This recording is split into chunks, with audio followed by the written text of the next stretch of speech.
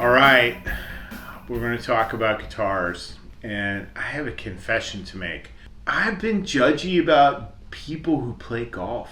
I see people go out and they buy these golf clubs and they do all this stuff, and it just seems kind of elitist to me in a way that really kind of rubs me the wrong way. But, you know, I kind of realized over the course of the last several years that guitars and golf are kind of the same thing.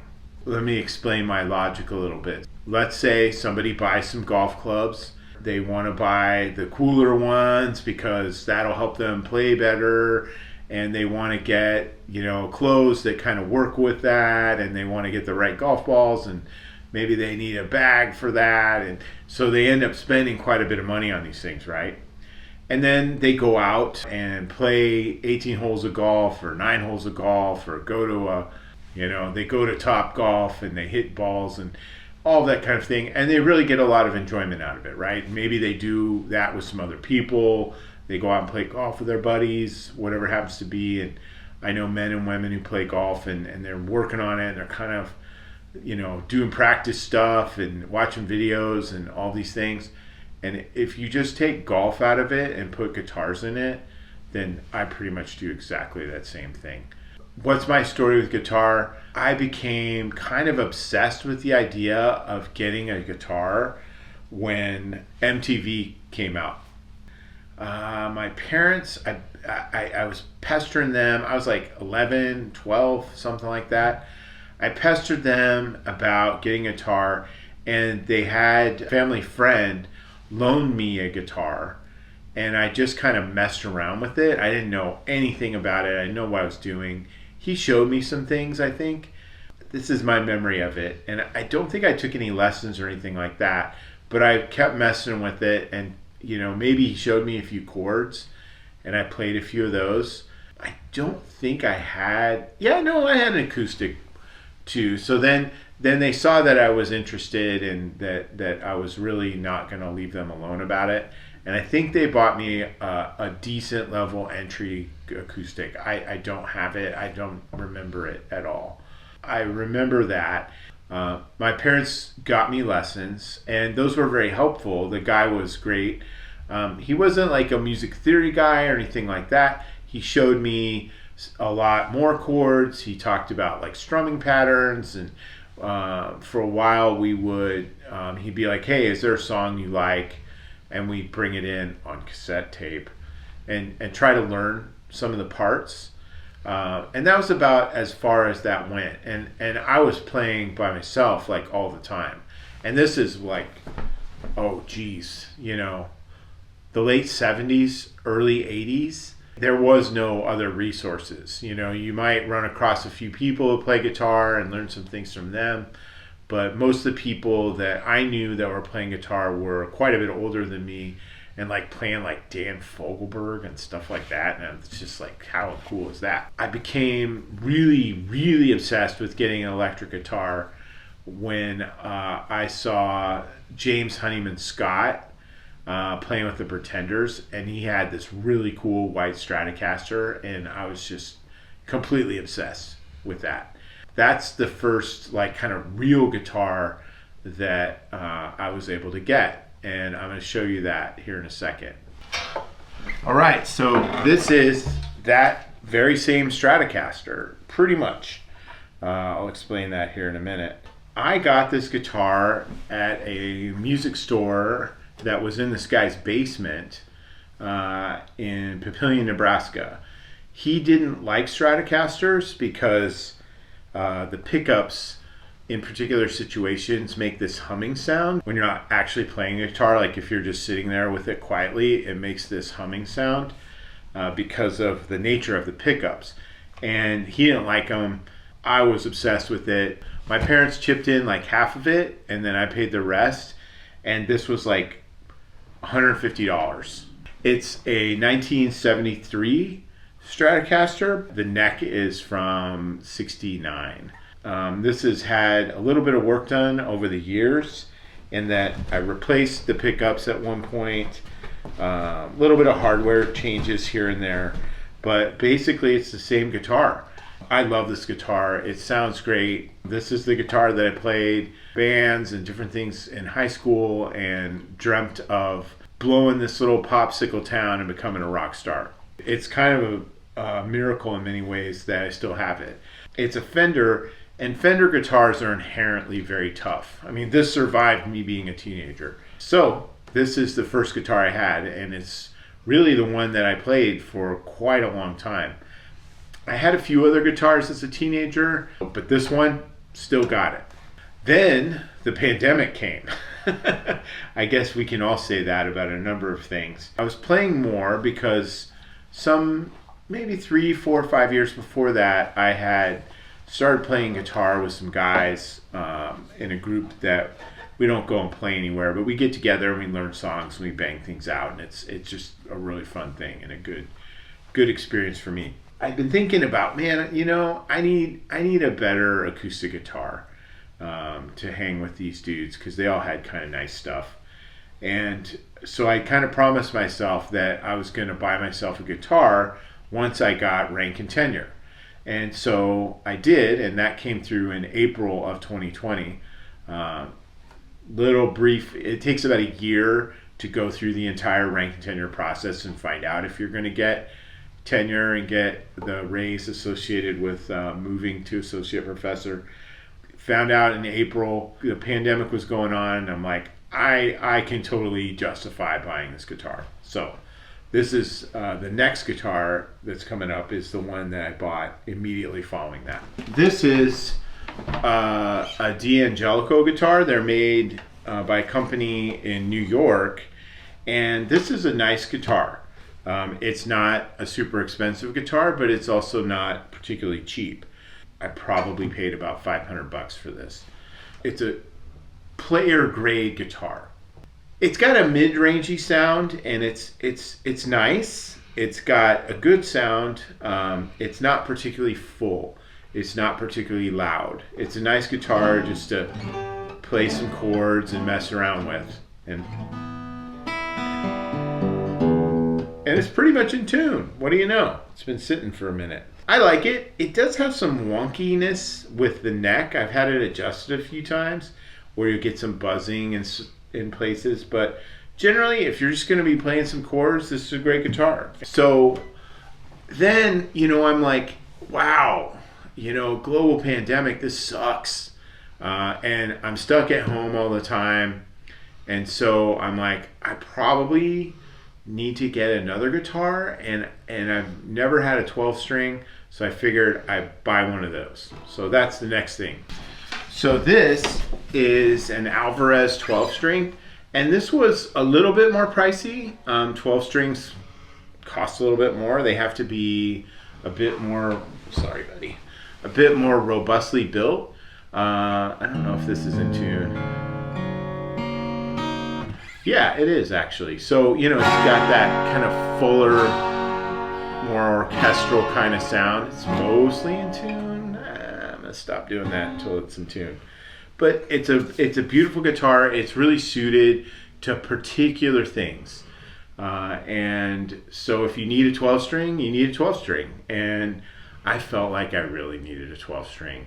Probably just like people need new golf clubs, right?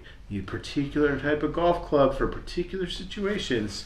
And so this is one of those things. And I play this, 10 times a year, maybe 15 times a year. I get this out for something that we're doing with the guys, and it's nice. It's a good quality instrument. It's held up well.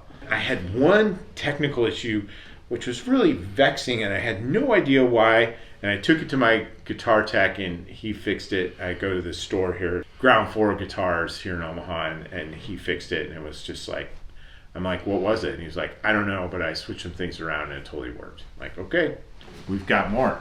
Here's the next guitar that I bought. I was thinking, I need a guitar that really is cool. Maybe this isn't your thing, but I just love the way this looks. For astute fans of guitars, this is the guitar that Jimmy Page played in Led Zeppelin, mostly in the early years. This was kind of his secondary guitar. And he played it later on things like Kashmir, but it's all over Led Zeppelin 1 also. And he played it live quite a bit. And it's a Danelectro U59. It's obviously not from that time period, but it's pretty much the same thing. This is an interesting guitar, and the neck's really nice, and the neck is well built, and the materials are good here. This is Masonite.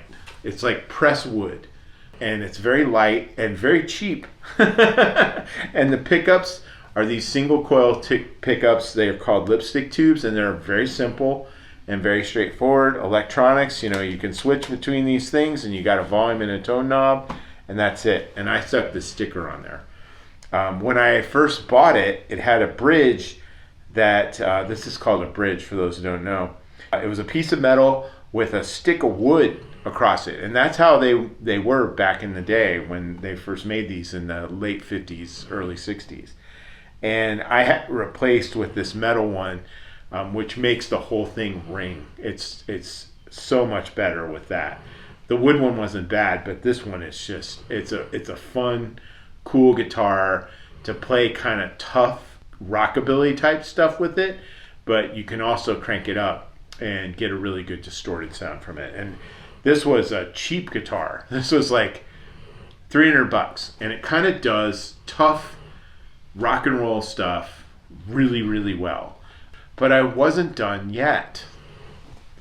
Now, this is a Gibson Les Paul Studio, and I bought this last year around my birthday. Happened to be in Nashville.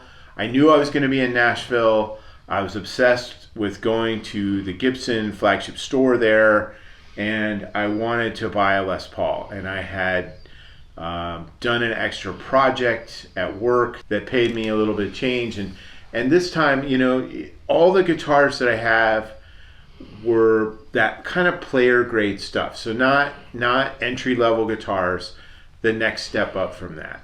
And they're all good. You know, there's nothing wrong with that.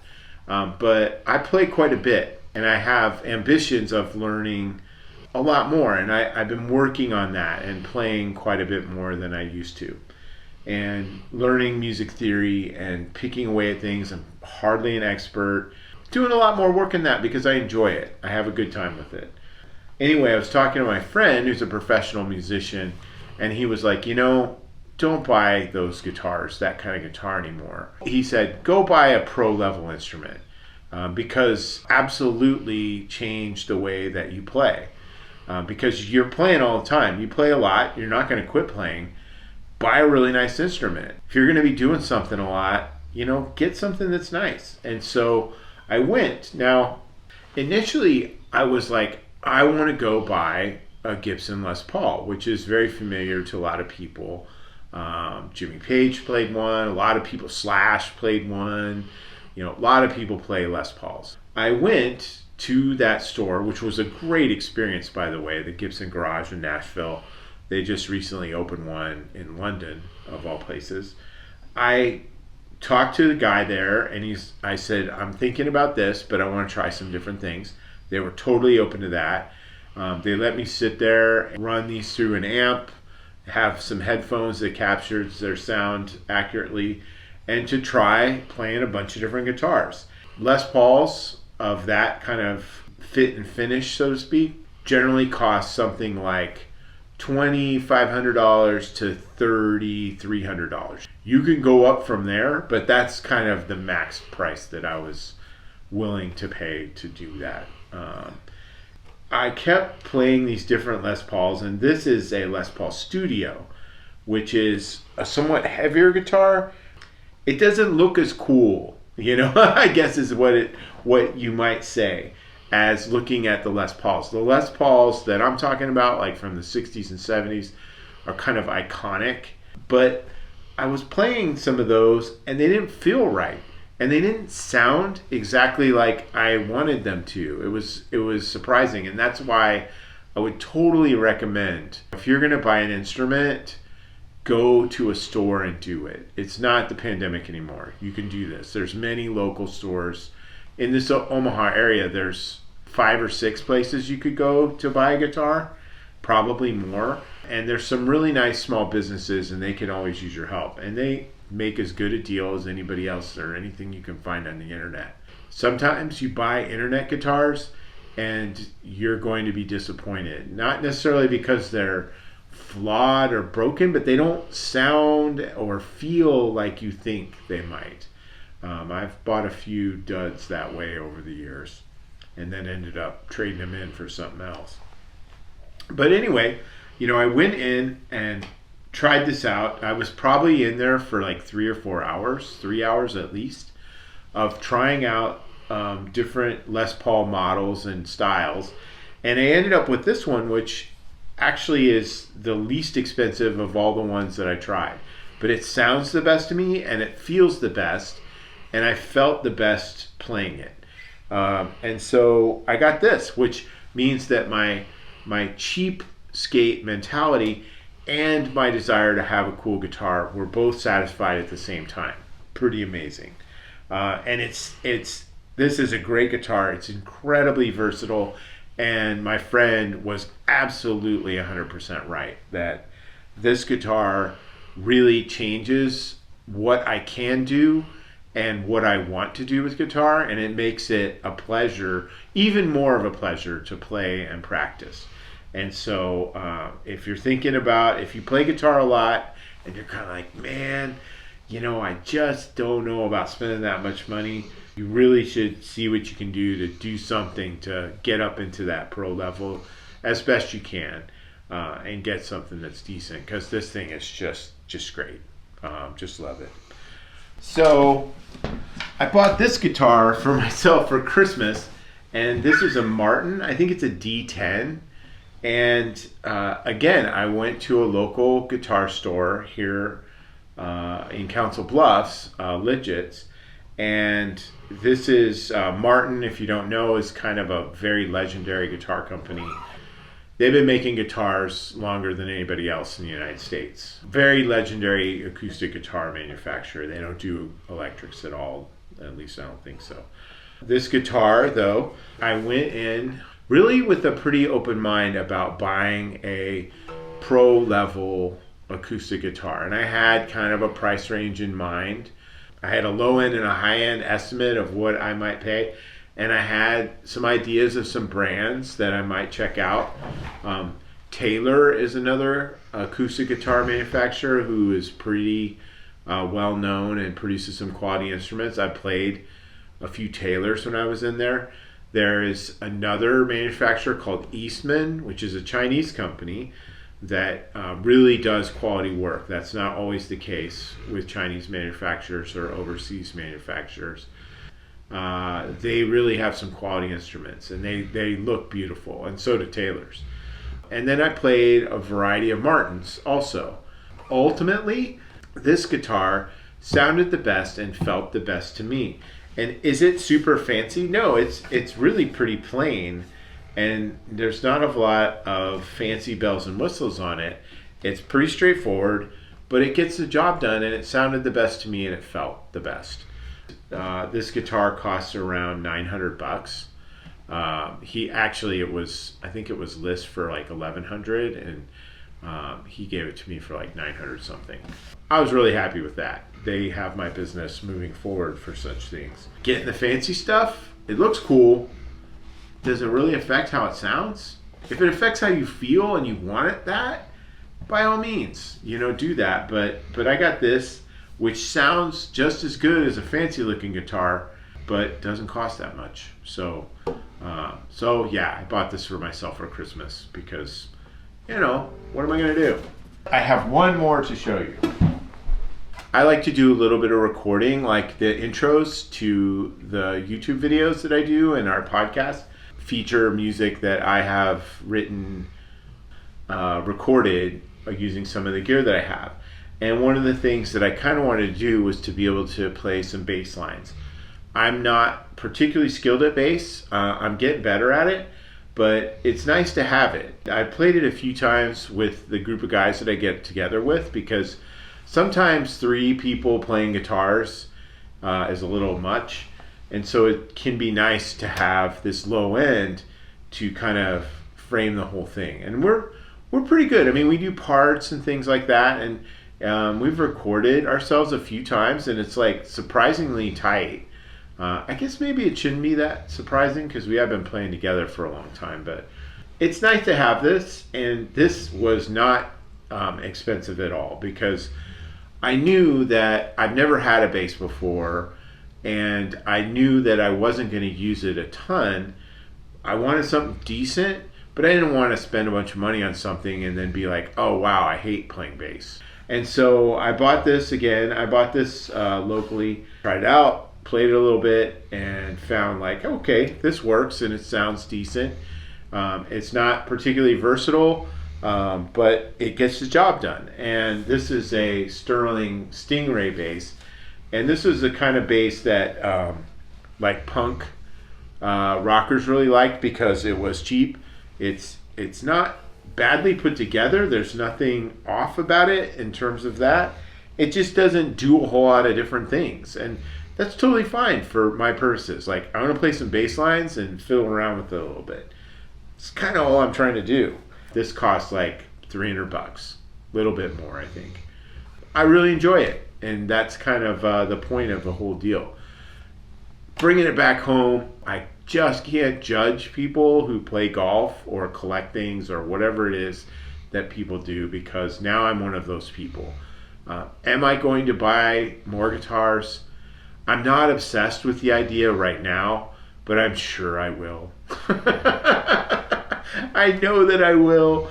It's going to happen at some point, because I get these kind of like, wow, that's really neat, I want to get one of those. And then I kind of hem and haw about it and think about it for like 3 or 4 months, and then I do it. The guitars I bought during the pandemic were kind of a stored up amount of obsessive thinking about various kinds of guitars, and then it was just sort of like, well, nobody's around here to stop me, so I'm just going to do it. And, you know, honestly, playing a lot of songs and playing during the pandemic really was a solitary but healthy outlet for me during that time. And playing music with guys and playing by myself is a healthy outlet for me, and something that is kind of a form of self-care for me. Something to focus on like that takes some effort. So that's kind of it. I hope you enjoyed this video, and likes, shares, subscribes are definitely welcome. Comments if you've got a gear acquisition problem, guitar acquisition syndrome, whatever you want to call it. Tell me what kind of guitars you bought during the pandemic and what you're rocking these days. Love to hear from you in the comments. So have a great day. Thanks for spending some time with me. And as always, look forward to seeing you again the next time around. Thanks. Bye.